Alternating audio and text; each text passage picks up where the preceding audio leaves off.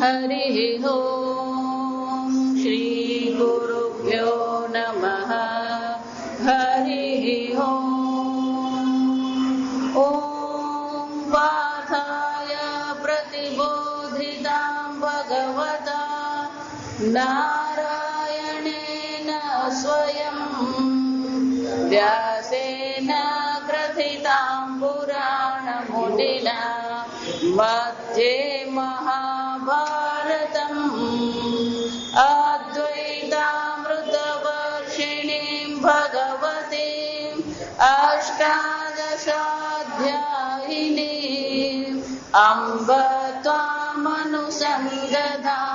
भगवद्गीते भवद्वेषिणीम् नमोऽस्तु ते व्यासविशालबुद्धे पुल्लारविन्दायतपत्रनेत्र येन त्वया भारततैलपूर्णः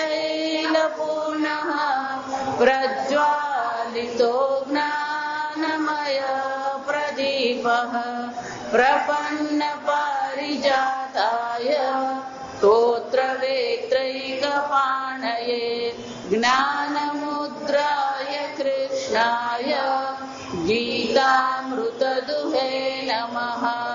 सर्वोपनिषदो गावः दुग्धा गोपालनन्दनः पार्थो वत्ससुधीर्भोक्ता दुग्धं गीतामृतं महत् वसुदेवसुतं देवं कंसचाणूरमर्दनं देवकी परमानन्दं कृष्णं वन्दे जगद्गुरुं भीष्मद्रोणतटा जयद्रथजला गान्धारनीलोत्पला शल्यग्राहवती कृपेण वहने कर्णेन वेलाकुला अश्वत्थामविकर्णघोरमकरा दुर्योधनावर्तिनी सोत्तीर्णा खलु पाण्डवैरणनदी कैवर्तकः केशवः पाराशर्यवचः सरोजममलं गीतार्थगन्धोत्कटम् नानाख्यानककेसरं हरिकथा सम्बोधनाबोधितम् लोके सज्जनषट्पदैरहरः ते क्रियमाणं मुदा भूयाद्भारतपङ्कजं कलिमल प्रध्वंसिन श्रेयसे मूकं करोति वाचालं पङ्गुं लङ्घयते गिरिं यत्कृपातमहं वन्दे परमानन्दमाधवम् यं ब्रह्मा रुद्रमरुतः स्तुन्वन्ति दिव्यैस्तवैः वेदैः साङ्गपदक्रमोपनिषदैः गायन्ति यं सामगाः ध्यानावस्थिततद्गतेन मनसा पश्यन्ति यं योगिनः यस्यान्तं न विदुःसुरासुरगणाः देवाय तस्मै नमः। ॐ सहना भवतु सहनौ भुनक्तु सह वीर्यं करवावहै तेजस्विनावधीतमस्तु मा विद्विषावहै। ॐ शान्ति शान्ति शान्तिः। अथ पञ्चमोऽध्यायः।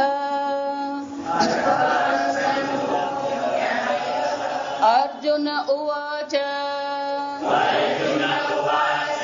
સંન્યાસં કર્મણાં કૃષ્ણ પુનર્યોગં ચ સંસસી યચ્છ્રેય એતયોરેકં તન્મે બ્રૂહિ સુનિશ્ચિતમ.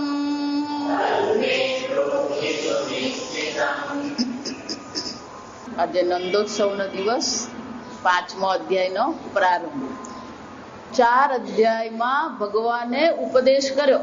ચોથો અધ્યાય આપણે જોયો. ચોથા અધ્યાયમાં ભગવાને પરંપરાની ચર્ચા કરી. એવમ પરંપરા પ્રાપ્તમ. આ બહુ મહત્વનો વિષય છે. કોઈને અચાનક જ જ્ઞાન થઈ શકે નહીં. ભગવાન શું કહે છે? આ પરંપરાનો પ્રારંભ મેં કર્યો હતો. સૃષ્ટિના પ્રારંભમાં સૂર્યનારાયણને મેં ઉપદેશ કર્યો અને આ પરંપરાથી પ્રાપ્ત જ્ઞાન છે. એટલે અર્જુનના મનમાં પ્રશ્ન આવ્યો કે ભગવાન, મને ખબર છે જન્માષ્ટમીને દિવસે તમારો જન્મ થયો. અપરમ ભવતો જન્મ પરમ જન્મ વિવસ્વા. આ સૂર્યનારાયણ તો સૃષ્ટિના આદિમાં હતા. તમે તો અત્યારે જન્માષ્ટમીને દિવસે જન્મ્યા, મને ખબર છે. તો કથમ એતદ વિજાનીય. તો મન કેવી રીતે ખબર પડે કે તમે આ સૂર્યનારાયણને ઉપદેશ કર્યો? જો આ સમય એટલે ભગવાન શું કહે છે? બહુની મે વ્યતીતાની જન્માની. અર્જુન, મારા અનેક જન્મ થઈ ગયા, અનેક અવતાર થઈ ગયા, તારા પણ અનેક જન્મ થઈ ગયા, પણ આ બધા અવતારો વિશે તને ખબર નથી. તારા પણ પૂર્વ જન્મ વિશે તને જ્ઞાન નથી. હું બધું જાણું છું. જો વિચાર. આમ ભગવાને શું કહ્યું? અવતારની ચર્ચા કરી. પછી અજોપી સન અવ્યયાત્મા. ભગવાન કે છે હું તો અજર છું, અજર અમર છું. અવ્યયાત્મા, ક્યારેય મારા આત્માનો વ્યય થતો જ નથી. અને છતાં પણ શું છે? યદા યદા હિ ધર્મસ્ય ગ્લાનિર્ભવતિ ભારત. જ્યારે જ્યારે પણ ધર્મનો હ્રાસ થાય છે, ત્યારે ત્યારે હું શું કરું છું? આ જન્મ ધારણ કરું છું. આમ ભગવાનના અવતારની ચર્ચા થઈ. પછી ભગવાન કે છે આ પ્રકારથી જે મને ઓળખે છે. જો આ બહુ મહત્વનો શ્લોક છે. જન્મ કર્મ ચ મે દિવ્યમ એવમ યો વેત્તિ તત્વતઃ. જે મને આ પ્રકારથી જાણી લે છે, આત્મ સ્વરૂપે ઓળખી લે છે, પુનર્જન્મ ને વિદ્યતે, એને ફરીથી જન્મ ધારણ કરવો પડતો નથી. એટલે કે એને મોક્ષની પ્રાપ્તિ અવશ્ય થાય છે. આવી તો કે ભગવાનને ઓળખવા કેવી રીતે? એટલે ભગવાને બહુ સુંદર ચર્ચા કરી. તસ્ય કર્તા. આ હું કરતા દેખાઉં છું, કરવા વાળો દેખાઉં છું, પણ ખરેખર હું કરતા નથી. એ જ રીતે આત્મા તમે પણ શું છે? કર્મ કરી રહ્યા છે, પણ ખરેખર કોઈ કર્મ થઈ રહ્યું છે ખરું? આમ આત્માને અકર્તા અભોગતા જાણવાથી મોક્ષની પ્રાપ્તિ થઈ શકે. તો અકર્તા આત્મા જાણે છે કેવો હોય? એટલે ભગવાન કે છે કર્મણ્ય ભી પ્રવૃત્તો નૈવ કિંચિત કરોતિ સહ. અનેક પ્રકારના એ પ્રવૃત્તિમાં છે, કર્મ કરી રહ્યો છે, છતાં એની દ્રષ્ટિએ તો શું છે? કોઈ કર્મ થતા જ નથી. આમ અકર્તા આત્માને જાણનાર જ્ઞાનીની ચર્ચા ભગવાને કરી. અને પછી ભગવાને કીધું કે આ જ્ઞાન કેમ પ્રાપ્ત કરવું. ગઈ વખતે આપણે જોયું તદ્વિધિ પ્રણિપાતે ને પરિપ્રશ્ને ને સેવયા. એ ગુરુ પાસે જઈએ, ગુરુને શરણે જઈએ, એમને પ્રશ્ન પૂછીએ, એમના ઉપદેશનું શ્રવણ કરીએ, અને આ શ્રવણથી જ્ઞાન થશે. તો કે બહુ લોકો શરણે જાય છે, બહુ લોકો શ્રવણ કરે, પણ જ્ઞાન થતું નથી. એનું શું? એટલે ભગવાન શું કે છે? આ 3 તો ઉપાય છે જ્ઞાન પ્રાપ્ત કરવાનો. જો સમજવા, જ્ઞાની છે એટલે કે જેને શાસ્ત્ર અધ્યયન કર્યું છે, તત્વદર્શી છે એટલે કે શાસ્ત્ર અધ્યયન જે કર્યું છે એને આત્મસાત કરી લીધું છે. પણ કે આવા તો કેટલાય લોકો શરણે જતા હોય, શાસ્ત્ર અધ્યયન કરે, કોઈ જ્ઞાની દેખાતું જ નથી. એટલે પેલો અખો કહી ગયો, તુલસી દેખી તોડ્યા પાન, પથ્થર દેખી પૂજા દેવ, તીરથ દેખી કર્યા સ્નાન, તો એને આવ્યું બ્રહ્મ જ્ઞાન. કે આટલા બધા લોકો શ્રવણ કરે ને આટલા વર્ષથી શ્રવણ કરે તોય શું છે? પેલો કોરા પથ્થર જેવો જ દેખાય. એટલે ભગવાન શું કે આ ત્રણ તો જરૂરી છે જ સાધન. જો સમજો ને, જ્ઞાનના ત્રણ સાધન જરૂરી છે. શરણે જઈએ, પ્રશ્ન પૂછીએ અને શું કરીએ? સેવા કરીએ. ભગવાન શું કે બીજા ત્રણ સાધન બતાવે. શ્રદ્ધાવાન લભતે જ્ઞાનમ. શ્રદ્ધા હોવી જોઈએ. કેમ? કારણ કે ગુરુ જે કહે છે અને હું જે સમજુ છું કઈક અલગ જ છે. જો વિચાર, શિષ્ય જે સાંભળતો હોય ત્યારે એને શું લાગે? ગુરુજી કહી રહ્યા છે તું આનંદ સ્વરૂપ છે. મારા વાત જ જવા દો ને, અહીંયા આવતા જ દમ નીકળી ગયો. આ હું આનંદ સ્વરૂપ. એટલે શું લાગે? ગુરુજી જે ઉપદેશ કરે છે અને મારો જે અનુભવ છે એ કેવો લાગે? વિરોધી લાગે. જો વિચારો. અને એટલા માટે શાસ્ત્ર શું કે છે? ગુરુ અને શાસ્ત્ર પર શું કરવાની જરૂર છે? શ્રદ્ધા કરવાની જરૂર. શાસ્ત્ર જે કહે છે એ યોગ્ય જ છે. વિચાર, સત્ય બુદ્ધિ અવધારણા, એમાં શું કરવી પડે? સત્ય બુદ્ધિ કરવી પડે. આપણે બુદ્ધિથી લાગતું નથી, આપણે અનુભવે થતું નથી. જો વિચાર, બીજા અધ્યાયમાં ભગવાન કહી ગયા તું કોણ છે? સર્વવ્યાપી આત્મા છે. ભગવાન આંગળીની બહાર હું નથી, તું સર્વવ્યાપી ક્યાંથી બનવાનો? એટલે ભગવાન શું કહે છે? શ્રદ્ધાવાન. એમાં શું હોવી જોઈએ? શ્રદ્ધા થવી જોઈએ. ગુરુજી જે કહે છે એ સત્ય છે, ભલે મને સમજાતું નથી, ભલે મારા અનુભવમાં આવતું નથી. એટલું જ નહીં, આ જ્ઞાન માટે શું હોવું જોઈએ? તત્પર. એ તત્પરતા આપણામાં આવવી જોઈએ કે મારે આ બ્રહ્મ જ્ઞાન પ્રાપ્ત કરવું જ છે, આ મોક્ષ પ્રાપ્ત કરવો છે. એની શું હોવી જોઈએ? આપણામાં તત્પરતા આવવી જોઈએ. જો વિચાર, જો આપણામાં તત્પરતા નથી, તમે પ્રવચન કરો, ટાઈમ મળ્યો ત્યારે આવીએ, જો આ વિચાર આ સમજ. એટલે અમને સ્વામીજી હંમેશા કહેતા કે જ્યાં સુધી સામેવાળાને મોક્ષની ઉતાવળ નહીં હોય ને ત્યાં સુધી તમારે ઉતાવળ કરવા જ નહીં. જો આ સમજ. એટલે તત્પરતા કોનામાં આવશે? ગુરુજીમાં તત્પરતા નહીં, એટલે શિષ્યમાં તત્પરતા હોવી જોઈએ કે આ સંસાર સાગરમાંથી મારે શું છે? બહાર નીકળવું. મારે હવે આ પુનર્જન્મને ખટપટમાં પડવું નથી. અમે તત્પરતા આપણામાં હોવી જોઈએ. અને મોક્ષ જ્ઞાનથી જ છે. જો આ સમજો, જ્ઞાનાદેવ તું કૈવલ્યમ. એ પણ પેલી આપણામાં શું આવી જોઈએ? દ્રઢતા આવવી જોઈએ. આપણામાં એ દ્રઢતા આવે કે જ્ઞાનથી જ મોક્ષ છે અને જ્ઞાન પ્રાપ્ત કરવું એ મારા જીવનનું લક્ષ્ય છે. આ તત્પરતા હોય. પણ ત્યાં શું કીધું? શ્રદ્ધા છે, તત્પરતા છે. પણ જો પોતાના વ્યક્તિત્વમાં સંયતેન્દ્રિય, ત્રીજું શું કે છે કે પોતાની વ્યક્તિત્વમાં પોતાનું શું હોવું જોઈએ? નિયંત્રણ હોવું જોઈએ. બહાર ગમે તે પરિસ્થિતિ હોય, જો આ વિચાર, હું હંમેશા કહું, જે લોકો આક્રોશ કરે ને, જો આ સમજો, કોઈક એવી પરિસ્થિતિ બને અને આપણે શું કરતા હોય? આક્રોશ કરીએ. આ તો આમ જ ચાલે ને, આ તો આમ છે ને તેમ છે. તો બહારની જે પરિસ્થિતિ છે ને એ આક્રોશ નથી. જો બરાબર સમજો. ખરેખર આપણી અંદર જ પેલો આક્રોશ પડેલો છે. પેલી બહારની પરિસ્થિતિ તો નિમિત્ત બને છે. શાના માટે? પેલો અંદર પડેલા આક્રોશને કાઢવા માટે. ત્યાં સમજ. આપણી અંદર જ આ બધું પડેલું જ છે. જન્મો જન્મથી કઈ શું શું અનુભવ કરીને આવ્યા, કેવા કેવા ભોગ કરીને આવ્યા, અને એને કારણે આપણા મનમાં શું છે? એ પ્રકારના સંસ્કાર પડેલા જ છે. કેટલાક લોકોને આદત પડી જાય, એને બધી જ વાતમાં વાંધો પડે. જો આ વિચાર, હમણાં જ એક ભાઈ સાથે વાત કરતા હતા. જો આ 15મી ઓગસ્ટે પેલા પેટ્રોલના 2.5 રૂપિયા ઘટ્યા. જો આ સમજો. એ પેલો ભાઈ મને કે પણ 6 મહિના પહેલા વધારે, એટલે તે ઘટાડે, એમાં શું ફરક પડ્યો? પણ 2.5 તો ઘટ્યા ને. જો આ વિચાર, ખરેખર ગણતરી કરો ને તો ખબર પડે તમને. લાખો ને કરોડો લીટર આ પેટ્રોલ જતું હોય, 2.5 રૂપિયા ઘટાડે એટલે સરકારને તો શું થવાનું? આપણી જે મુશ્કેલી છે ને ભારત દેશની, મોટામાં મોટી મુશ્કેલી 2 જ વસ્તુ છે આ સમજમાં. એક આ પેટ્રોલિયમ થાય કે આપણા દેશમાં છે નહીં. આ કેનેડા છે, અમેરિકા છે, બધા રાજ કરે ને એટલા માટે રાજ કરે કારણ કે એ લોકોની પાસે ભગવાને નીચે જમીનમાં શું આપેલું? પૂરતા પ્રમાણમાં પેલું પેટ્રોલિયમ છે. આપણે વેચાતું લેવું પડે છે. જો વિચાર, એટલે આપણે મુશ્કેલી જ છે. એટલું જ નહીં, આપણે એને પેમેન્ટ રૂપિયામાં નથી કરતા, ડોલરમાં કરીએ. જો વિચાર, ડોલર ઊંચો નીચો થાય એમ આપણે પેલું પેમેન્ટ કરવાનું પણ શું થવાનું? ઊંચું નીચું થવાનું જ છે. અને બીજું આપણે પેલું યુરેનિયમ, એટમિક પાવર સ્ટેશન ચલાવીએ, અણુ મથક ચલાવીએ, એને માટે શાની જરૂર પડે? યુરેનિયમની જરૂર પડે. આ બધી વસ્તુ મોંઘી વસ્તુ છે. આપણને એમ લાગે કે સસ્તું છે આ વિચાર. કેટલાક લોકોને એવી આદત જ હોય. આ સમજો, અંદર આ સંયત ઇન્દ્રિય એટલે ફક્ત પોતાને નિયંત્રણ કરીને બેઠા એમ નહીં, આંતરિક રીતે આપણામાં હળવાશ છે કે નહીં? જો વિચાર, આપણી અંદર મોકળા છે. ગુજરાતી શબ્દ બહુ સરસ છે. જો વિચાર, આપણી અંદર એક પ્રકારનો મોકળાશ છે કે નથી? આપણે નિરાંતે બેસી શકીએ છીએ કે નહીં? સ્કૂલમાં હોય ને છોકરાઓ,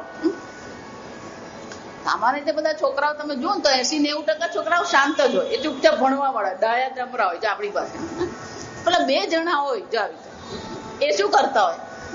પેલું એવું કઈક સ્ટડી કરી આપે એટલે બાકીના બધા પણ શું કરતા હોય? એટલે એ શાંતિથી બેસી નહીં શકે, બીજાને પણ શું કરે? અશાંત કરે. એમ આપણી અંદર પણ ક્યાંક ને ક્યાંક પડેલું જ છે. આ વિચારજો. હું તમને એટલે હંમેશા એક જ દ્રષ્ટાંત આપું છું. જો વિચારી જોજો, બધા ઉંમર વાળા છે, તમે વિચારી જોજો. માતા પિતા દર દિવાળીમાં આપણે વસ્ત્ર લઈ આપતા હોય. માતા પિતા દરેક લગ્ન વખતે આપણે કંઈક આપતા, પણ જે દિવાળીએ નહીં લઈ આપ્યો ને એ આપણે બરાબર યાદ રહી ગયો હોય. જો વિચારજો.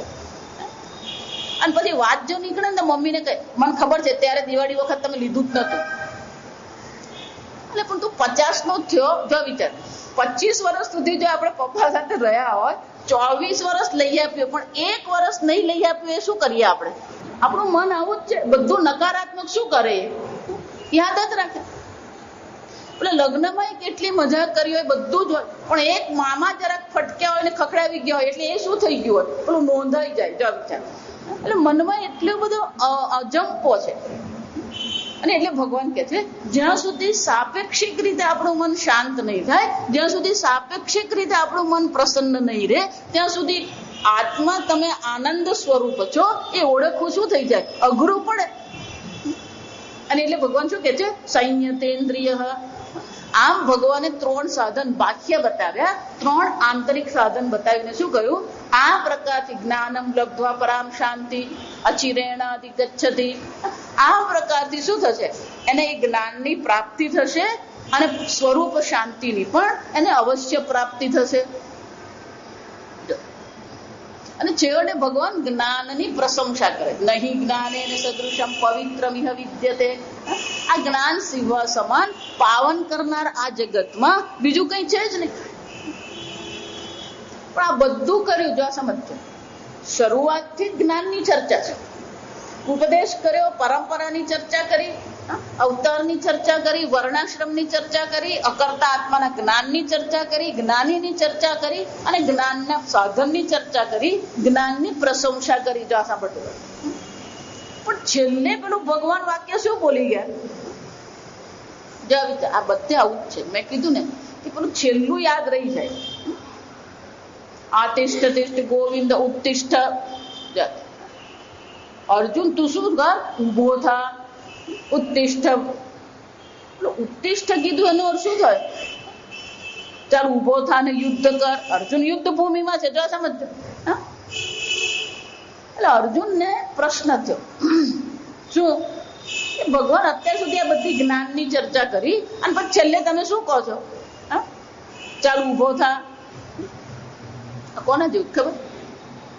એટલે મમ્મી બધી રસોઈ બનાવે, બધી રસોઈ બનાવે, બધી સુગંધે આવતી હોય, બધું જ હોય. અને પેલો છોકરો બિચારો રાહ જોઈને જ બેઠો હોય, કારણ કે આમે રજા હોય એટલે કરવાનું કઈ હોય નહીં. એટલે રાહ જોઈને બેઠો હોય કે મમ્મી રસોઈ પૂરી કરે ને હું ખાઉં. અને જ્યાં મમ્મી હાથ ધોઈને આમ રસોડમાંથી બહાર નીકળે ને, જાતો તું એક કામ કરતો, પણ રણછોડ કાકાને ત્યાં જઈ આવીને પેલું લઈ આવતો. મમ્મી પેલા ખવડાવી દે. જા કેમ? પેલું ખાવાનું તૈયાર હોય. એમ ભગવાન આ જ્ઞાનની ચર્ચા તમે કરી, જ્ઞાનથી મોક્ષ છે તમે વાત કરી, તો વળી પાછું ઉત્તિષ્ઠ ભારત, આ ઉભો થા. આ ભગવાન આ શું કરો? જો મારે જ્ઞાનની પ્રાપ્તિ કરી, મને મોક્ષની ઈચ્છા છે, મારે પુનર્જન્મની ઈચ્છા છે જ નહીં. ભગવાન આ વળી પાછું ઉભું થવાની ક્યાં ચર્ચા કરી? જા વિચાર. એટલે અર્જુનના મનમાં, એટલે હવે શંકરાચાર્યજી બહુ સરસ ભાષ્ય લખે. જો આપ વિચાર, આ હું જે કહી ગઈ ને સાર તમને કહી ગઈ, શંકરાચાર્યજી બહુ સુંદર રીતે આપણે દર્શાવે છે. કે મનુષ્યને ગમે એટલું સમજાવીએ ને તો પેલું મનમાં ક્યાંક ને ક્યાંક શું હોય, પેલો સંશય રહી જ જાય. જો વિચાર, ક્યાંક ને ક્યાંક મનમાં ખટપટ ચાલતી જ હોય. ગમે એટલું સ્પષ્ટપણે સમજાવીએ, તર્કબદ્ધ રીતે સમજાવવામાં આવે કે તું આનંદ સ્વરૂપ સચ્ચિદાનંદ બ્રહ્મ છે, આ બધું સમજાવે પછી પણ શું થાય, પણ એ બધું બરાબર, પણ મારા છોકરાના લગ્ન થતા નથી. પણ તું સચ્ચિદાનંદ બ્રહ્મ છે. એટલે શંકરાચાર્યજી બહુ સુંદર એ દર્શાવે છે કે અર્જુનના મનમાં આ પ્રશ્ન ઉઠ્યો કેમ, અને અર્જુનના મનમાં પ્રશ્ન ઉઠ્યો એમ નહીં, આ સંશય અર્જુનના મનમાં છે એમ નહીં, ખરેખર કોના મનમાં છે, આપણે જ બધાના મનમાં છે. એટલે શંકરાચાર્યજી આજે કહ્યું ને એ જ કહેજો, કર્મણ્ય કર્મય પશ્યત ઇતિ આરભ્ય, 5મા અધ્યાયના પ્રારંભમાં પેલું કર્મણી અકર્મય પશ્યત એટલે કે જે આત્માને અકર્તા સ્વરૂપે ઓળખે છે ત્યાંથી શરૂ કરીને સંયુક્ત કૃષ્ણ કર્મકૃત જ્ઞાનાગ્નિ દગ્ધ કર્માણમ શારીરમ કેવલમ કર્મ. આ જ્ઞાની છે, જેને જાણી લીધું છે કે હું અકર્તા આત્મા છું, અને એટલા માટે શું છે શારીરમ કેવલમ કર્મ. તો કે શારીરમ એ જ્ઞાની કર્મ શારીરિક એટલે કે આ શરીરને સંભાળ માટેના કર્મ કરે છે, પણ ખરેખર એ કોઈ કર્મ કરતો નથી, એને કોઈ પાપ લાગતું પણ નથી. એટલું જ નહીં, એ કોણ છે યદૃચ્છા લાભ સંતુષ્ટ, પ્રારબ્ધથી જે ઉપલબ્ધ થાય છે એમાં જે સંતુષ્ટ છે. પણ કે આવું કેમ છે, બ્રહ્માર્પણમ બ્રહ્મ હવિહી, એ બ્રહ્મ યજ્ઞની ચર્ચા ભગવાને કરી કે સર્વત્ર કોના દર્શન કરે છે, બ્રહ્મના દર્શન કરે. અખિલ બ્રહ્માંડમાં એક તું શ્રી હરિ, સર્વત્ર એ બ્રહ્મના દર્શન કરનાર છે, અને એ જ્ઞાન જ છે જે આપણને મોક્ષ આપી શકે. કેમ, સર્વકર્માન અખિલાન પાર્થ જ્ઞાને પરિસમાપ્ય. આ બધા કર્મ છેવટે ક્યાં સમાપ્ત થઈ જાય છે, આ જ્ઞાનમાં જ સમાપ્ત થઈ જાય. જોયું છે, આમ ભગવાન જ્ઞાનની ચર્ચા કરી. ઇતિ વચને સર્વ કર્મ સંન્યાસ અવોચત, ભગવાને આ પ્રકારથી સર્વ કર્મના સંન્યાસની ચર્ચા કરી કે કર્મ કોઈ પ્રકારે આપણને ઉપયોગી થાય એમ નથી. જો સમજો, કર્મના સર્વ કર્મ સંન્યાસ એટલે કે તમે ભલે પોતાને કરતા આત્મા માની રહ્યો છો, ભલે અનેક પ્રકારના કર્મ કરો છો, પણ ખરેખર કર્મ તમને ક્યાંય લઈ જાય એમ નથી. કારણ કે જેટલા કર્મ તમે વધારે કરશો એટલે પાપ પુણ્ય વધવાના, અને પાપ પુણ્ય વધશે તો શું થવાનું, ફરી નવા જન્મ મરણના ચક્કરમાં પડવું જ પડવાનું. જા સમજો, તો કર્મ આ જન્મ મરણના ચક્રનો અંત લાવનાર નથી, પણ શું કરે છે, એને વધુ ગતિમાન કરનાર છે. શંકરાચાર્યજી કહે છે આ પ્રકારે અનેક વાક્યોમાં અનેક પ્રકારે ભગવાને દર્શાવ્યું છે કે કર્મનો છેવટે તો શું કરવાનો છે, ત્યાગ જ કરવાનો છે. પણ છેલ્લા શ્લોકમાં શું કીધું, ચિત્વેનમ સંશયમ યોગમ આતિષ્ઠ ઇતિ અનેન વચનેન યોગમ ચ કર્મ અનુષ્ઠાન લક્ષણમ અનુતિષ્ઠન ઇતિ ઉક્તવાન. અને પણ છેલ્લા શ્લોકમાં ભગવાને શું કીધું, અર્જુન તું ઉભો થા. આમ કર્મયોગની પણ ચર્ચા કરી. તયોઃ ઉભયોઃ ચ કર્મ અનુષ્ઠાન કર્મ સંન્યાસયોઃ. તો કે કર્મ સંન્યાસ અને કર્મનું અનુષ્ઠાન આ બે કેવા થઈ ગયા, શંકરાચાર્ય દ્રષ્ટાંત આપે છે. સ્થિતિ ગતિવત પરસ્પર વિરોધ, આ બંને કેવા છે, વિરોધી છે. સ્થિતિ એટલે ઉભા રહેવું, ગતિ એટલે શું છે, ચાલવું. તો કે સ્થિતિ અને ગતિ બંને કેવા છે, પરસ્પર વિરોધી છે. એમ કર્મ સંન્યાસ અને કર્મનું અનુષ્ઠાન બે પરસ્પર કેવા છે, વિરોધી છે. અને જો વિરોધી હોય તો ભગવાન ઉપદેશ કરે જ છે કેમ. જો વિચાર, એકેન સહ કર્તુમ અશક્યત્વાત કાલભેદેન ચ અનુષ્ઠાન અભાવાત. શંકરાચાર્યજી કહે છે એક જ વ્યક્તિ દ્વારા એક જ વખતે આ બંને થઈ શકે. હું કર્મનો ત્યાગ પણ કરું અને કર્મનું અનુષ્ઠાન પણ કરું. આ બે શું છે, એક જ વખતે એક જ વ્યક્તિ કરી શકે એમ છે જ નહીં. તો એનો અર્થ શું થયો, અનુષ્ઠાન વિધાન અભાવાત અર્થાત એતયો અન્યતર કર્તવ્યતા પ્રાપ્ત. શંકરાચાર્યજી કહે છે, બહુ સુંદર ચર્ચા, તો કે આમાં 3 વસ્તુ થાય. આ બરાબર સાંભળો કે પહેલી વસ્તુ એ છે કે ભગવાન એમ કહે છે કે બંને કરો. એક અથવા તો ભગવાન શું કહે છે, કર્મનો ત્યાગ કરો અને સર્વનું શું કરવાનું છે, જ્ઞાન પ્રાપ્ત કરો. અથવા જ્ઞાનને બદલે શું કરો, કર્મનું અનુષ્ઠાન કરો. પણ અહીંયા તો ભગવાને બંને જ કીધું. શ્રદ્ધાવાન લભતે જ્ઞાનમ દ્વારા કીધું કે તું એ જ્ઞાન પ્રાપ્ત કરી લે, અને છેલ્લે કીધું આતિષ્ઠ, અર્જુન ઉભો થાતું. એટલે શંકરાચાર્યજી કહે છે અન્યતર કર્તવ્યતા પ્રાપ્ત સત્યમ, બેમાંથી એકનું જ કર્તવ્યતા શક્ય છે, બંને સાથે તો શક્ય છે જ નહીં. યદ પ્રશસ્યતરમ એતયોઃ કર્મ અનુષ્ઠાન કર્મ સંન્યાસયોઃ તત્ કર્તવ્યમ ન ઇતરત ઇતિ, તો બેમાંથી એકનું જ અનુષ્ઠાન થઈ શકે, એક જ કર્તવ્ય હોઈ શકે. ક્યાં તો હું જ્ઞાન પ્રાપ્ત કરું અને ક્યાં તો પછી હું શું કરું, આ કર્મનું અનુષ્ઠાન કરું. આ બેમાંથી એક જ શક્ય છે. એટલે કે છે કે બેમાંથી એક કયું પ્રશસ્ય ધર્મ વધુ સારું કયું છે, જો આ સમજજો. જ્ઞાન વધારે સારું છે કે પછી કર્મયોગનું અનુષ્ઠાન કરવું વધારે સારું છે, એ બેમાંથી એક કયું છે? બુભુત્સયા અર્જુન ઉવાચ, એ બેમાંથી એક વધારે કયું સારું છે એ જાણવાની, બુભુત્સા છે જાણવાની ઈચ્છા, જાણવાની ઈચ્છાથી અર્જુન પૂછી રહ્યો છે કે ભગવાન આ બેમાંથી તમે એકની ચર્ચા કરો. એટલે શંકરાચાર્યજી આ અર્જુનના પ્રશ્નને લઈને સરસ ભાષ્ય લખે છે. નનુ ચ આત્મવિદઃ જ્ઞાન યોગન નિષ્ઠામ, એટલે પેલો પૂર્વ પક્ષી જાત શંકરાચાર્યજી જયારે પણ ચર્ચા કરે ને તો એક પેલો પૂર્વ પક્ષી હોય, ઓપોઝિટ હોય, એક ઓપોઝિશન વાળો હોય અને એક સિદ્ધાંત હોય, એટલે કે આપણું અદ્વૈત જ્ઞાન હોય. આ સમજ. એટલે પેલો પૂર્વ પક્ષી છે ને એ પ્રશ્ન ઉઠાવે છે. પૂર્વ પક્ષી એટલે આપણે જ આ સમજવાનું, આપણા જ મનમાં સંશય હોય કે જ્ઞાન આપણને ખબર છે, જ્ઞાન આપણને પુનર્જન્મમાંથી છોડાવે એમ છે.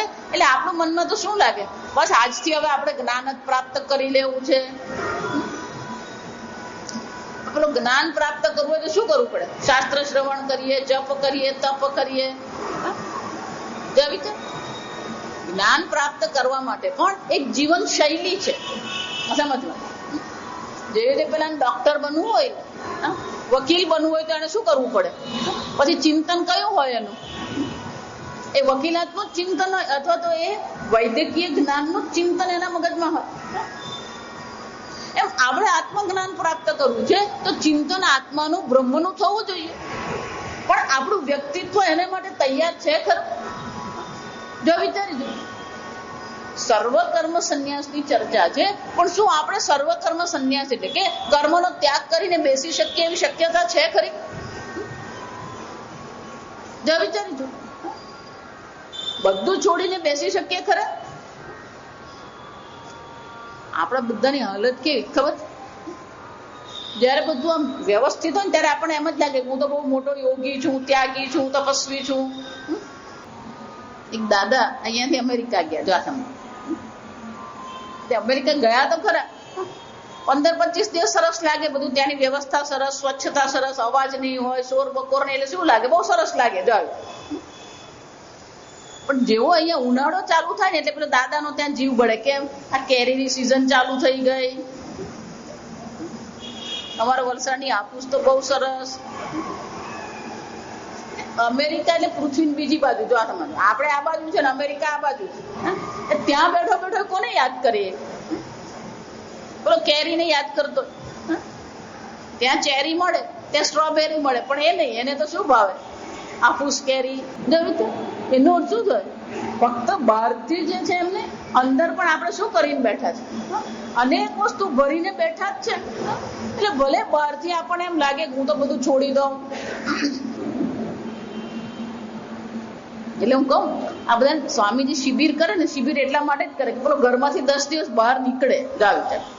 પેલો ઋષિકેશ શિબિરમાં જાય, બધું છોડીને ત્યાં ગયો હોય, છોડીને ગયો, એ કશું છોડીને નહીં જાય. જો વિચાર, પેલો સાંજ પડે ને એટલે પેલો ફોન કરે, ભાઈ અમે સારી રીતે પહોંચી ગયા છે. પહોંચવા માટે તો નીકળેલા. જો આ વિચાર, ત્યાં બેઠો બેઠો શું કરતો હોય? છોકરા સવારે 7 વાગ્યા એ પેલો ધ્યાન કરવા બેસે ને ત્યારે યાદ આવે કે છોકરાને મૂકવા જવાનું, પણ હવે તું અહીંયા ઋષિકેશમાં છે. જો એનો અર્થ શું છે? જાય ઋષિકેશ એટલે શરીરથી ભૌતિક રીતે ઋષિકેશમાં છે, પણ માનસિક રીતે તો હજી ક્યાં છે? એ વલસાડમાં જ હોય. આ વિચારો, આ સમજો. એટલે ભૌતિક રીતે ત્યાગ આપણે કરી શકીએ છીએ, પણ માનસિક રીતે ત્યાગ કરી શકીએ છીએ. સમજો, આપણી જ અંદર આ સમસ્યા છે, આપણી જ અંદર સંશય છે. આ પૂર્વ પક્ષ એટલે કોઈ બહારનો માણસ નથી, આપણી જ અંદર આ પ્રકારનો સંશય પડેલો છે, જે શંકરાચાર્ય શું કરે છે? પૂર્વ પક્ષ રૂપે પ્રગટ કરે છે. નનો આત્મવિદઃ જ્ઞાન યોગે નિષ્ઠા પ્રતિપાદયિષ્યન, તો કે છે કે આ જ્ઞાન યોગ દ્વારા પેલું જ્ઞાનીએ તો શું કર્યું છે? આત્મજ્ઞાની જે છે એ આત્મજ્ઞાની તો નિષ્ઠા પ્રાપ્ત કરી લે છે. જો આ વિચાર પૂર્વ ઉદાહૃતૈ વચનૈ ભગવાન સર્વ કર્મ સંન્યાસમ અવોચદ. તો કે આ સર્વ કર્મ સંન્યાસની ચર્ચા ભગવાને જે કરી, જો બરાબર સાંભળો, એ કોને માટે કરી? તો કે જેને જ્ઞાન થઈ ગયું છે એને માટે સર્વ કર્મ સંન્યાસ શક્ય છે. કારણ કે જ્ઞાન કર્મ સંન્યાસ જો સમજો, એટલા માટે ચોથા અધ્યાયનો આપણે શીર્ષક જ શું છે? જ્ઞાન કર્મ સંન્યાસ. એટલે કે છે જે આત્મજ્ઞાની છે એને માટે સર્વ કર્મનો ત્યાગ શક્ય છે. અનાત્મજ્ઞસ્ય અતઃ તુ કર્માનુષ્ઠાન કર્મ સંન્યાસયો ભિન્ન પુરુષ વિષયત્વાદ અન્યતરસ્ય પ્રશસ્યતર બુભુત્સયા પ્રશ્ન અનુપપન્ન. એટલે પેલું પૂર્વ પક્ષી કે છે અર્જુનનો પ્રશ્ન જ નકામો છે. જો આ વિચારી દો, આ સમજો. પૂર્વ પક્ષી એમ કહેવા માંગે છે અનુપપન્ન એટલે તર્કબદ્ધ નથી. કયો? અર્જુનનો પ્રશ્ન. કે અર્જુનનો પ્રશ્ન જ નકામો. આ અર્જુનનો પ્રશ્ન ખોટો જ પૂછ્યો. કેમ? એ ભગવાને ચોખ્ખું જ કીધું કે જે આત્મજ્ઞાની છે એને માટે સર્વ કર્મ સંન્યાસ છે. જે અજ્ઞાની છે એ તો કર્મનો ત્યાગ કરી શકે એમ છે જ નહીં. જો વિચાર, તો અજ્ઞાની જે છે તે તો કોઈ પ્રકારે ત્યાગ કરી શકે એમ છે જ નહીં. તો પછી આ પ્રશ્ન પૂછવો જ ખોટો છે. અર્જુને પોતે જ જોઈ લેવાનું છે કે એને જ્ઞાન થયું કે ન થયું. જો એને જ્ઞાન થઈ ગયું છે તો સર્વ કર્મ સંન્યાસ એને માટે છે જ. અને જો એને જ્ઞાન થયું નથી, એ પોતાને અકર્તા અભોગતા જાણતો નથી, તો પછી એને શું કરવું જોઈએ? કર્મનું અનુષ્ઠાન કરવું જોઈએ. જો બરાબર સાંભળજો, આપણને છે ને પૂર્વ પક્ષી કઈ સિદ્ધાંત કે બધું હરખું જ લાગે. આ સમજવું એટલા માટે કહું. પૂર્વ પક્ષી બહુ સ્પષ્ટ આપણને એમ કે છે કે જ્ઞાની છે અર્જુન તો પછી સર્વ કર્મ સંન્યાસ છે. સંભળાય? પાછળ સંભળાય? જો અજ્ઞાની છે તો પછી એને સર્વ કર્મ સંન્યાસ થયો નથી, તો પછી એને શું કરવું જોઈએ? કર્મનું અનુષ્ઠાન કરવું જોઈએ. વિચાર. એટલે કે છે કે અર્જુને આવો બેમાંથી કયું સારું છે એવો પ્રશ્ન પૂછવાની જરૂરત. શંકરાચાર્ય જવાબ આપે છે સત્યમેવ એતદ અભિપ્રાયેણ પ્રશ્ન ઉપપદ્યતે. કે તારા અભિપ્રાય પ્રમાણે, જો આ સમજજો, તારો જે અભિપ્રાય છે એ તારા અભિપ્રાય પ્રમાણે પ્રશ્ન નથી પૂછવાનો, યોગ્ય નથી. જો આ સમજજો. ધીમું કરી દે, આપેલો બંધ થઈ ગયા ને બારણા એટલે બોર મારે. એટલે શંકરાચાર્યજી કે છે તું જે પ્રકારે સમજી રહ્યો છે, તું જે કહેવા માંગે છે એની દ્રષ્ટિએ પ્રશ્ન પૂછવો યોગ્ય નથી. એટલે શંકરાચાર્યજી ન પુનઃ પ્રશ્ન યુજ્યતે ઇતિ. એક કામ કરો, આ પેલું માઇક છે ને જરાક ફેરવી ના, રશ્મિ જરાક ફેરવી ના, બહાર કરી દે, બહાર કરી દે. તો અર્જુન જે છે એનો પ્રશ્ન જે છે કઈ દ્રષ્ટિએ છે? સ્વ અભિપ્રાય પ્રષ્ટુ. તારા અભિપ્રાય પ્રમાણે પૂછવો યોગ્ય નથી. પણ અર્જુન જે પ્રશ્ન પૂછનાર, પ્રષ્ટુ એટલે પ્રશ્ન પૂછનાર, પ્રશ્ન પૂછનારની દ્રષ્ટિએ તો શું છે? એ પૂછવો યોગ્ય જ છે. જો ઘણીવાર એટલા માટે એવું થાય, આ પ્રશ્નોત્તરી જે કરવામાં આવે ને, એટલે પ્રશ્નોત્તરીમાં જયારે કોઈ પ્રશ્ન પૂછે ને તો ઘણા હશે. આ સમજજો, આવો કઈ પ્રશ્ન તો પૂછાય? એટલે આપણને શું લાગે? આ પ્રશ્ન વાહિયાત છે, હાસ્યાસ્પદ છે, નકામો છે. આપણી દ્રષ્ટિએ કદાચ એ પ્રશ્ન એવો લાગતો હોય, પણ જે પૂછી રહ્યો છે એની દ્રષ્ટિએ તો શું છે? એના મનમાં સંશય છે એટલે તો એ પૂછી રહ્યો, નહીં તો એ પ્રશ્ન પૂછવાની જરૂર શું હતી એને?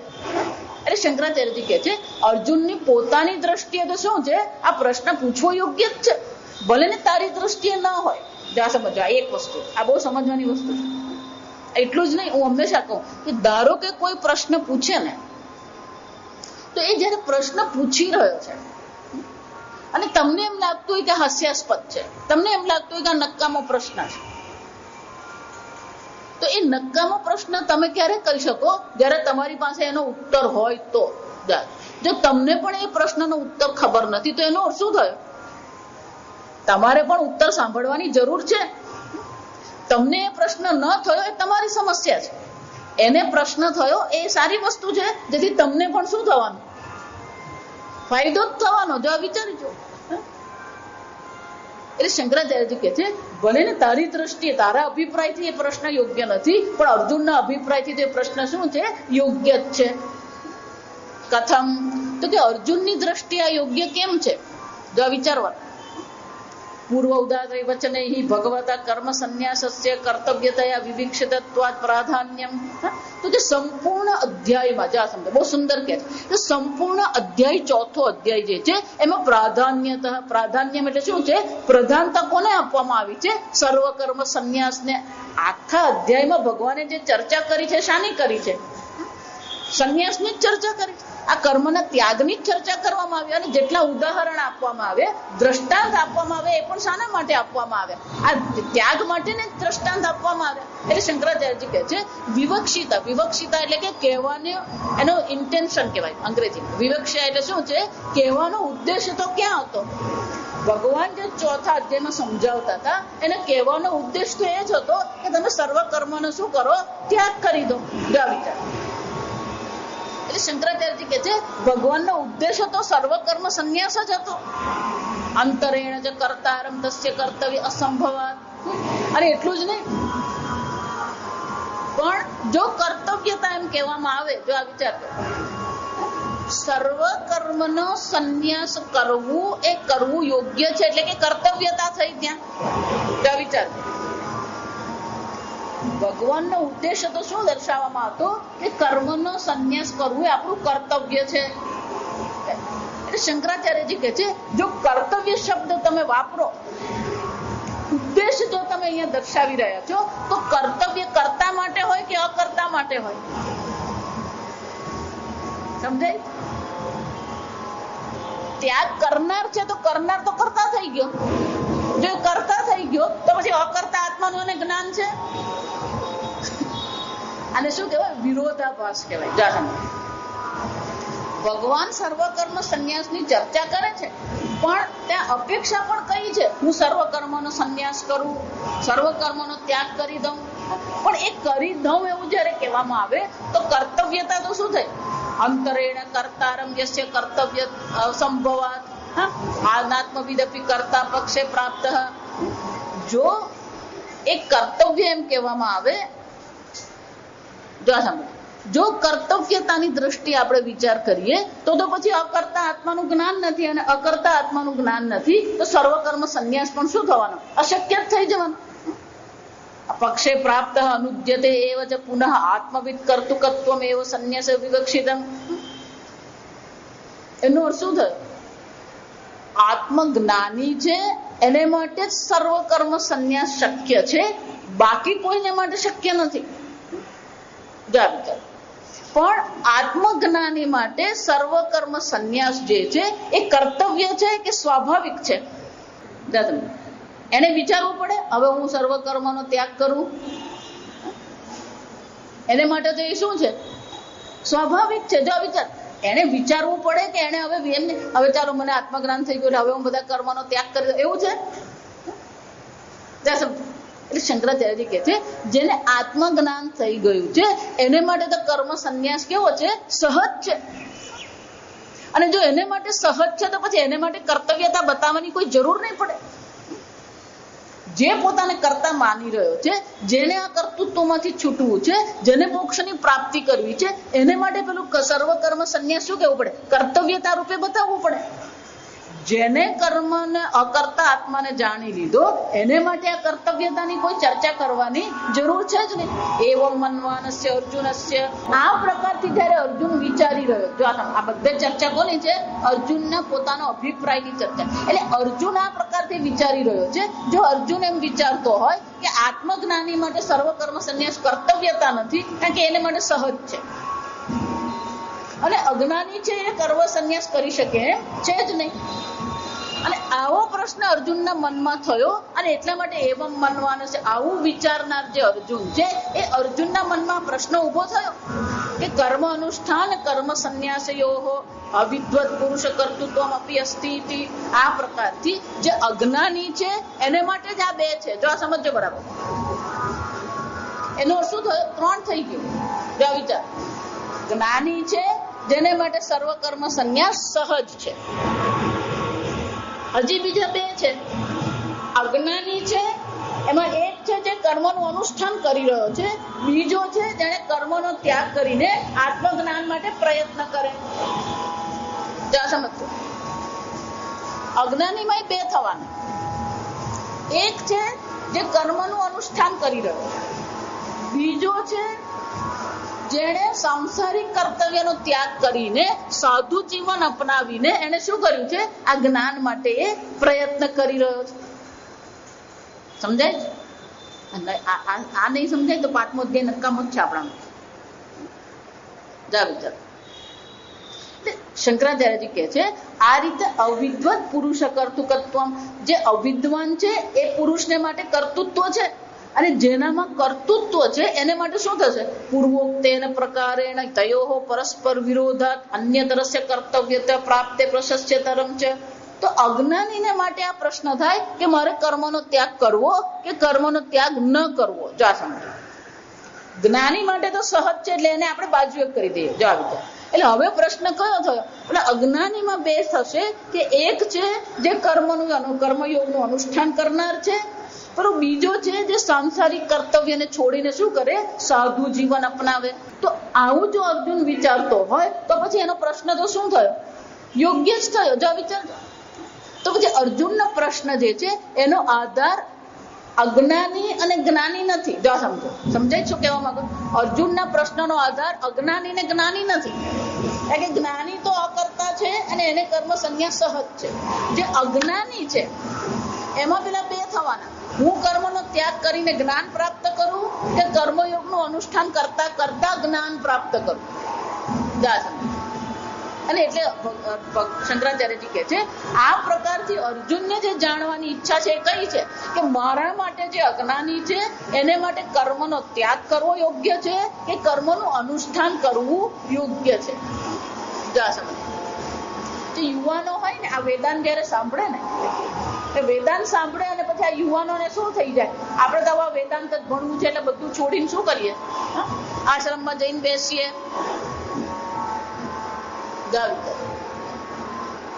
એટલા માટે આપણા શાસ્ત્રમાં બહુ સ્પષ્ટ કીધું છે કે 24 વર્ષ પૂરા ન થાય ત્યાં સુધી કોઈને સંન્યાસ દીક્ષા ન અપાય. કોઈ અપવાદ હોય જો આ સમજજો.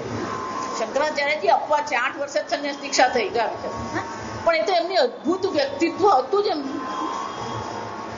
પણ સામાન્ય નિયમથી તો કયો છે, 24 વર્ષથી નીચે હોય એને સંન્યાસ દીક્ષા ન અપાય. જો આ બરાબર સાંભળજો. એ કેમ? 12 વર્ષ સુધી બાળક જે છે એ માતા પિતા સાથે રહેતું હોય. એનો અર્થ શું થયો, માતા પિતા જ્યાં રહેવાના ત્યાં જે રહેવાનો, માતા પિતા જે ખાવાના એ જ ખાવાનું. જો વિચાર. એટલે માતા પિતાનું પ્રારબ્ધ કોનું પ્રારબ્ધ બનવાનું, એટલે બાળકનું પ્રારબ્ધ થવાનું. એનું પોતાનું કઈ નથી. એ તો 12 વર્ષ સુધી શું કરવાનું, માતા પિતાની સાથે જ છે. તો 13મે વર્ષે જયારે ગુરુકુળમાં જાય અને પછી એનું પોતાનું વ્યક્તિત્વ શું થાય, અભિવ્યક્ત થવા માંડે. એને જ આ ટીનેજ પ્રોબ્લેમ કહેવાય. આ સમજવા, 13 થી 19 જે ટીનેજ પ્રોબ્લેમ છે એ શું કહેવાય કે 13 વર્ષ પછી એનું પોતાનું જે વ્યક્તિત્વ છે એ શું થવા માંડે, અભિવ્યક્ત થાય. તો એટલે જ મા બાપને બહુ ચિંતા થાય, આ મારો છોકરો બદલાઈ ગયો, આ કઈ શું વાત કરે કઈ ખબર જ પડતી નથી, કોની સાથે વાત કરે. અને એમાં આજકાલ તો આ મોબાઈલ આવી ગયા ને એટલે પછી પૂછવાનું જ નહીં. એટલે મા બાપને પણ શું લાગે, આ છોકરો તો સાવ બદલાઈ ગયો. બદલાઈ નથી ગયો. અત્યાર સુધી એ તમારા વ્યક્તિત્વથી પ્રભાવિત હતો, હવે શું થવા માંડે, એનું પોતાનું એક સ્વતંત્ર વ્યક્તિત્વ શું થાય છે, અભિવ્યક્ત થવા માંડે. અને એ વ્યક્તિત્વની અભિવ્યક્તિ શું છે, જો એટલે આપણે ગુજરાતી 16 શાન ને 20 વાન. જો આવી જાય 16 વર્ષનો થાય ને એટલે એને શાન આવવા માંડે, એટલે એનું પોતાનું વ્યક્તિત્વ અભિવ્યક્ત થાય. પણ એ અભિવ્યક્તિ ક્યાં સુધી છે, પેલે 24 વર્ષ સુધી છે. બરાબર સાંભળજો. 12 વર્ષમાં એનું પોતાનું વ્યક્તિત્વ બને. પણ જ્યાં સુધી એનું પોતાનું વ્યક્તિત્વ બન્યું નથી, જ્યાં સુધી એક સ્વતંત્ર વ્યક્તિ નથી બની, ત્યાં સુધી જો તમે એને સંન્યાસી બનાવી દો તો શું થવાનું, એના વ્યક્તિત્વમાં જો એવું કંઈક છે જે એને સંન્યાસી બનાવવા માટે યોગ્ય બનાવે એમ નથી. એટલા માટે આજે આજકાલ જે બધા કૌભાંડ દેખાય ને સાધુઓમાં, એ કોને કારણે છે, સમજો. સંન્યાસની યોગ્યતા નથી અને બહારથી જોઈને શું કરવામાં આવે, પેલો સાધુ બની જાય. પણ સાધુ બન્યા પછી સાધુ જીવન માટે યોગ્યતા એનામાં છે કે નહીં, સમજો. એટલે અર્જુન જે પ્રશ્ન પૂછે છે યોગ્ય છે કે જો હું સંન્યાસ માટે તૈયાર છું કે નહીં મને કેમ ખબર પડે? મારે કર્મનું અનુષ્ઠાન કરવું કે સર્વ કર્મનો સંન્યાસ કરીને મારે સાધુ જીવન અપનાવવું એ મારે નક્કી કરવાનું. જો વિચારો, એટલે અર્જુનનો પ્રશ્ન યોગ્ય જ છે કે મારે આ કર્તવ્ય કર્મનો ત્યાગ કરી દેવો. સમજો, પણ આ બધા વગર આપણે રહી શકીએ છીએ ખરા? આ સમજવા, જે લોકો એમ પેલા થોડું દુઃખ પડે, થોડી પ્રતિકૂળતા આવે ને એટલે શું માનવા માંડે, આ બધું છોડીને અમે બેસી જવાના. કેટલો વખત પેલો આક્રોશ હોય ને ત્યાં સુધી, જ્યાં આક્રોશ ઠંડો પડે એટલે પાછો શું થઈ જાય, થોડું ઘર યાદ આવે, કેરી યાદ આવે, અથાણા યાદ આવે, વલસાડ યાદ આવે, અને પછી આવી જાય. એટલે શંકરાચાર્યજી કે છે આમ પ્રશસ્ય ધર્મ કર્તવ્યમ ન ઇતરદિતિ, ક્યાં તો કર્મ સંન્યાસ કર્તવ્યતા છે અથવા કર્મ સંન્યાસ કર્તવ્ય નથી. જો એટલે અર્જુન જે પ્રશ્ન પૂછી રહ્યો છે શું છે? યોગ્ય છે, ના અનુપપન્ન, અયોગ્ય છે એવું તમે કહી શકો નહીં. પ્રતિવચન વાક્યાર્થ નિરૂપણે અભિપ્રષ્ટુ અભિપ્રાય એવ ઇતિ ગમ્યતે. જા વિચાર, અર્જુને તો પ્રશ્ન પૂછ્યો સંન્યાસ કે કર્મયોગ. જા વિચાર, શંકરાચાર્યજી કહે છે કે ભગવાને પણ જે પ્રતિવચન એટલે કે ભગવાને જે ઉત્તર આપ્યો એને પણ જો આપણે સમજવાનો પ્રયત્ન કરીએ તો આપણને ખબર પડે કે અર્જુને જે પ્રશ્ન પૂછ્યો એ કેવો છે? યોગ્ય જ છે, બરાબર જ છે. સમજો તો કે ભગવાને જે ઉત્તર આપ્યો શું કહ્યો? કથમ સંન્યાસ કર્મયોગ નિશ્રેષ કરો તયો તું કર્મયોગ વિશિષ્યતે ઇતિ પ્રતિવચનમ. ભગવાને પણ શું કહ્યું? કર્મયોગ અને સંન્યાસ બંને કેવા છે? નિશ્રેયસ ખરો. ત્યાં ભગવાનનો ઉત્તર જુઓ તમે. અર્જુને કીધું બે માંથી એક મને કહેજો, અને ભગવાને શું કીધું? કર્મયોગ પણ આપણને મોક્ષ પ્રાપ્તિ કરાવે, સંન્યાસ પણ શું કરી શકે? મોક્ષ પ્રાપ્તિ કરાવે. બંને નિશ્રેયસ કરો. નિશ્રેયસ એટલે મોક્ષ, એ મોક્ષ કરાવનાર છે બંને. જા વિચાર, તેનો અર્થ શું થયો? પણ એમાં પણ કર્મયોગ વિશિષ્યતે, આ બંને મોક્ષ આપનાર છે, પણ એ બંનેમાં ખરેખર વિશેષ તો કોણ છે? કર્મયોગ વિશિષ્યતે. આ કર્મયોગ વિશેષ છે અર્જુન. એતદ નિરૂપ્ય કિમ અનેન આત્મવિદ કર્તુકયોઃ સંન્યાસ કર્મયોગ નિશેષ કરત્વમ પ્રયોજનમ ઉક્ત્વા. આ પ્રકારથી ભગવાને શું કર્યું? આત્મજ્ઞાનીને તો બાજુ જ કરી દીધા. ફક્ત ભગવાન એ કહી રહ્યા છે કે કર્મયોગ અને કર્મ સંન્યાસ. જો એ શંકરાચાર્ય જીવેરેન શબ્દ બદલી નાખેલો છે. પહેલા સર્વ કર્મ સંન્યાસ હતું, હવે શું કહે છે? કર્મ સંન્યાસ. સર્વ કર્મ સંન્યાસ તો પેલા જ્ઞાની માટે છે, પણ કર્મ સંન્યાસ કોને માટે છે? અજ્ઞાની માટે છે. કેમ? એને જો આત્મજ્ઞાન પ્રાપ્ત કરવું છે, એનું વ્યક્તિત્વ જો તૈયાર છે, તો એ સર્વ કર્તવ્ય કર્મનો ત્યાગ કરીને સાધુ જીવન અપનાવી શકે. સંન્યાસ કોને કહેવામાં આવે? તમને આ બધા લૌકિક કર્તવ્યથી મુક્ત કરીને તમને આત્મજ્ઞાન માટે શું કરવામાં આવે? ઉપલબ્ધ કરાવવામાં આવે. જેવી રીતે પેલો મેડિકલમાં ભણતો હોય, જો આ વિચારી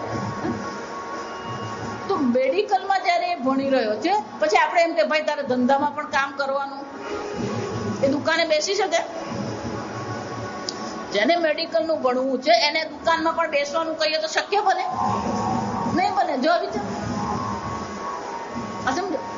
એ જ રીતે જેને આત્મજ્ઞાન પ્રાપ્ત કરવું છે તો પછી એને લૌકિક જે બધા કર્તવ્ય છે એનાથી શું કરવું પડે? મુક્ત કરવું પડે, તો પછી આત્મજ્ઞાન પ્રાપ્ત કરી શકે.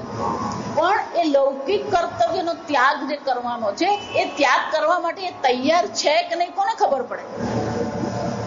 સમજો, હું વારંવાર એટલા માટે કહું, ઘણા મને એમ કે માતાજી બધું હવે છોડીને મારે તો ખાલી વેદાંત જ ભણવું છે. ભાવના સારી છે, જો આ સમજવા, પણ આંતરિક રીતે આપણે તૈયાર છે ખરા? જો વિચારો, આપણે તો આપણી હાલત તો કેવી છે? ઘરમાં નાનું બાળક હોય, મામા ત્યાં ગયું એટલે શું કે, સ્વામી કેમ છો?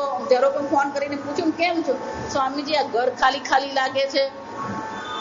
શાંતિ છે, પેલો ગયો તો તું ભણ, ના પડે તો યાદ આવે. એને વેદાંત યાદ નહીં આવે, પેલો વેદાંત દીકરો યાદ આવે. જો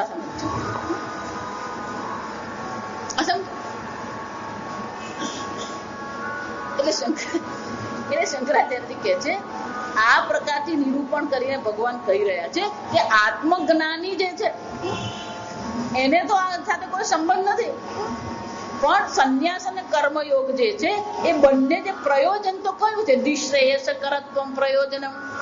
છેવટે આત્મજ્ઞાનને જે કર્તવ્યતા બતાવવામાં આવી, આત્મજ્ઞાન પ્રાપ્ત કરવાનું મુખ્ય છે. જો આ સમજો, શંકરાચાર્ય બહુ સરસ કહે છે કે છેવટે કર્તૃકત્વ એટલે કે આત્મજ્ઞાન પ્રાપ્ત કરવું આપણા માટે મહત્વનું છે. કર્મ સંન્યાસ છે કે કર્મયોગ છે, એનો શું થયો? આત્મજ્ઞાન માટે ભગવાન બે પ્રકારની જીવન પ્રણાલી બતાવી રહ્યા છે. એક છે જેમાં કર્મયોગ એટલે કે સંસારિક જીવન જીવીએ છે અને સાથે સાથે આત્મજ્ઞાન પ્રાપ્ત કરવાનો પ્રયત્ન કરીએ. બીજું જીવન છે કેવું છે? એ બધું જ છોડીને શું કરીએ? આશ્રમમાં રહીએ, ગુરુજી પાસે રહીએ અને ગુરુજી પાસે રહીને શું કરીએ? આપણે આ આત્મજ્ઞાન પ્રાપ્ત કરવાનો પ્રયત્ન કરીએ. એટલે બે જીવન પ્રણાલી છે. જો આ સમજો, શંકરાચાર્ય સમજાવવા માંગે છે કે આત્મજ્ઞાન જે કર્તવ્ય છે એ આત્મજ્ઞાન માટે ભગવાન બે પ્રકારની જીવન પ્રણાલી બતાવે છે. એક કર્મયોગ જીવન પ્રણાલી છે, બીજી કર્મ સંન્યાસ છે. જો અને એ બંને મોક્ષ આપનાર છે. એનો શું થયો? જે કર્મયોગનું અનુષ્ઠાન કરતા કરતા શાસ્ત્ર અધ્યયન કરે છે, પણ બીજો છે એને કર્મ સંન્યાસ કરીને શાસ્ત્ર અધ્યયન કરે છે, પણ બંનેને શું થવાનું? અંગ્રેજીમાં શબ્દ છે સેફ રોડ. આ બહુ સરસ શબ્દ છે. સેફ રોડ એનો શું થયો? સુરક્ષિત માર્ગ કયો? વિચાર. આત્મજ્ઞાન પ્રાપ્ત કરવું છે કર્તવ્ય છે, પણ એમાં સુરક્ષિત માર્ગ કયો છે? એટલે ભગવાન શું કે છે? કર્મયોગ વિશિષ્યતે. કે અર્જુન સેફ રોડ તો કયો છે? આ કર્મયોગ છે. વિચારજો, આપણને એવું લાગે કે ના રે બધું છોડીને આત્મજ્ઞાન મેળવે, આ બધી ખટપટ ક્યાં કરવી માતાજી? એટલે શંકરાચાર્યજી કે છે આ પ્રકારથી નિરૂપણ કરીને ભગવાન દર્શાવી રહ્યા છે કે આ બંને છે, બંનેનું પ્રયોજન પણ એક જ છે, પણ એ બંનેમાં કયું વધારે વિશેષ છે? કર્મ સંન્યાસાત કર્મયોગ વિશિષ્યતે. કર્મ સંન્યાસ કરતા કર્મયોગ શું છે? વધુ યોગ્ય છે. એટલે આપણું શાસ્ત્રમાં શબ્દ છે સંન્યાસી. એમ જયારે આપણે કહીએ તો જેને આત્મજ્ઞાન થઈ ગયું છે અને એ સંન્યાસી જેને વિદ્વત સંન્યાસ કહેવાય. એને શું કહેવામાં આવે? વિદ્વત સંન્યાસ. જેને હજી આત્મજ્ઞાન થયું નથી અને આત્મજ્ઞાન માટે જેને સંન્યાસ ગ્રહણ કર્યો છે એને વિવિધિષુ સંન્યાસ કહેવાય. વિવિધિષુ એટલે કે જેમ જિજ્ઞાસુ કોને કહેવાય? જાણવાની ઈચ્છાને જિજ્ઞાસા કહેવાય. તો જ્ઞા શબ્દ ધાતુ છે, એનો અર્થ થાય જાણવું. એ જ રીતે બીજો ધાતુ છે વિદ, જાણવું. જેમ જ્ઞા પરથી જિજ્ઞાસા બને એમ વિદ પરથી શું બને? વિવિધિષા. તો અહીંયા પ્રશ્ન જે છે કયો છે? કર્મયોગ અને વિવિધિષા સંન્યાસ. વિદ્વત સંન્યાસ તો જ્ઞાની છે એટલે બાજુ જ કરી દેવાનું. એટલે શંકરાચાર્યજી કહે છે કે પેલું વિદ્વત સંન્યાસ નથી અહીંયા ચર્ચા કરતા, પણ જે વિવિધિષા સંન્યાસ છે અને કર્મયોગ છે, આ બેની દ્રષ્ટિએ અર્જુન પૂછી રહ્યો છે કે મને આત્મજ્ઞાન પ્રાપ્ત કરવું છે અને આત્મજ્ઞાન માટે હું સંન્યાસ ગ્રહણ કરું કે હું કર્મયોગનું અનુષ્ઠાન કરું? અને એમાં ભગવાન શું કહી રહ્યા છે? અર્જુન કર્મયોગ જ વિશેષ છે. જવાબ સમજો બરાબર. હવે અર્જુનને ભગવાન કર્મયોગ કહી રહ્યા છે એનો અર્થ એવો નથી બધાને જ કહે છે. ભગવાન અહીંયા સમજાવી રહ્યા છે કે આપણે નક્કી કરવું પડે. આગળ મેં કહ્યું ને, ઘણા એવા કહેતા હોય કે હું બધું માતાજી છોડી દઉં, બસ હવે આ જ કરવું. કોઈ પણ વ્યક્તિ સાધુ બનવા માટે મારી પાસે આવે એનો પહેલો પ્રશ્ન આ જ હોય મારી પાસે, તું 24 કલાક શું કરવાનો ને મન કે. ઘરમાં હોઈએ ને એટલે 24 કલાક ક્યાં પસાર થાય ખબર નહીં પડે, પણ આશ્રમમાં રહેતા હોય ને સમજો હકીકત. તમે આશ્રમમાં નથી મરચા આદુની ચિંતા કરવાની, નથી વીજળીનું બિલ ભરવાની ચિંતા કરવાની, આશ્રમમાં નથી આપણે ગેસનો બાટલો લાવવાની ચિંતા કરવાની. એટલે ત્યાં શું હોઈએ, પેલા ભોજનાલયમાં બેલ વાગે એટલે શું કરવાનું, જઈને ખાઈ આવવાનું, વાસણ કરવાના નહીં, પોતાની થાળી ધોઈ મૂકી દેવાની એટલે કામ પતી ગયું. રસોડું સાફ કરવાનું નહીં, બેંકમાં જવાનું નહીં, બેંકમાં પૈસા ઉપાડવાના નહીં. એનો અર્થ શું થાય, બધો ઘણો બધો નવરાશનો સમય મળે. તો એ નવરાશના સમયમાં તમે કરવાના શું, આ વિચાર સમજવા. તમે 24 કલાકનો કાર્યક્રમ બનાવો અને પછી સાધુ બનો ને તો વસ્તુ અલગ છે. અને ધારો કઈ કાર્યક્રમ બનાવીને કરો ને, કેટલા દિવસ રહી શકો. આ રામદેવ બાબા જેવું છે. રામદેવ બાબા જો વલસાડમાં આવે ને તો બધા સવારના 4 વાગે ઉઠી જાય, કેટલાક મેદાનમાં પહોંચી જાય, કેટલાક ટીવી સામે બેસી જાય, પછી શું કરે. પણ જ્યાં રામદેવ બાબા ગયા ને બીજે દિવસે આખું વલસાડ 8 વાગે ઉઠે. તો કેમ? અંગ્રેજીમાં શબ્દ છે ઇન્સ્ટિગેશન. અંગ્રેજીમાં શબ્દ શું છે, ઇન્સ્ટિગેશન. એટલે શું છે, કોઈક આપણને ઉઠાડવા વાળો જોઈએ. જાતે કરવાનું હોય ને તો થાય નહીં, તો પેલો બીજો કોઈ કરાવવા વાળો હોય ને તો બધા કરે. અંગ્રેજીમાં એને ગ્રુપ સાયકોલોજી કહેવાય. સાથે બેસીને ધ્યાન કરવાનું હોય તો બધા કરે, પણ ઘરે બેસીને કરવાનું હોય તો, સાથે બેસીને જપ કરવા હોય તો કરીએ, પણ ઘરે બેસીને જપ કરવા હોય તો એનો અર્થ શું થયો, હજી આપણું વ્યક્તિત્વ જાતે કરવા માટે તૈયાર થયું નથી. જો આ સમજો. અને એટલે અહીંયા ભગવાન કહી રહ્યા છે કે અર્જુન, ભલે કર્મ સંન્યાસ સારી વસ્તુ જ છે, પણ ખરેખર તો વિશેષ કયું છે, આ કર્મયોગ છે. અને એટલે ભગવાન શંકરાચાર્યજી કહે છે, ભગવાને પણ આ બેમાંથી એકમાં જયારે કહ્યું તો કીધું બંને જ પ્રયોજન, બંને જ આપણા પ્રયોજનની સિદ્ધિ કરાવનાર છે, આત્મજ્ઞાન આપનાર છે, પણ ખરેખર યોગ્ય તો કયું છે, આ કર્મયોગ જ આપણા માટે યોગ્ય છે. અને એટલા માટે આ કર્મયોગનું અનુષ્ઠાન કરવું જ યોગ્ય છે, એવું ભગવાન અર્જુનને કહી રહ્યા છે. આગળ આપણે આવતીકાલે. ઓમ સ્વસ્તિ પ્રજાભ્યઃ પરિપાલયન્તામ ન્યાયેન માર્ગેણ મહિં મહિષાઃ ગોબ્રાહ્મણેભ્યઃ શુભમસ્તુ નિત્યં લોકાઃ સમસ્તા સુખિનો ભવन्तु કાલે વર્ષતુ પર્જન્યઃ પૃથ્વી સસ્યશાલિની દેશોऽયં ક્ષોભરહિતઃ બ્રાહ્મણા સन्तુ નિર્ભયાઃ. ઓમ સર્વેષાં સ્વસ્તિર્ભવતુ, સર્વેષાં શાંતિર્ભવતુ, સર્વેષાં પૂર્ણં ભવતુ, સર્વેષાં મંગલં ભવતુ, સર્વે ભવन्तુ સુખિનઃ, સર્વે સन्तુ નિરામયાઃ, સર્વે ભદ્રાણિ પશ્યन्तુ, મા કશ્ચિદ દુઃખભાગ ભવેત. અસતો મા સદ્ગમય, તમસો મા જ્યોતિર્ગમય, મૃત્યોર્મા અમૃતંગમય. ઓમ પૂર્ણમદ પૂર્ણમિદં પૂર્ણાત પૂર્ણમુદચ્યતે પૂર્ણસ્ય પૂર્ણમાદાય પૂર્ણમેવાવશિષ્યતે. ઓમ શાંતિ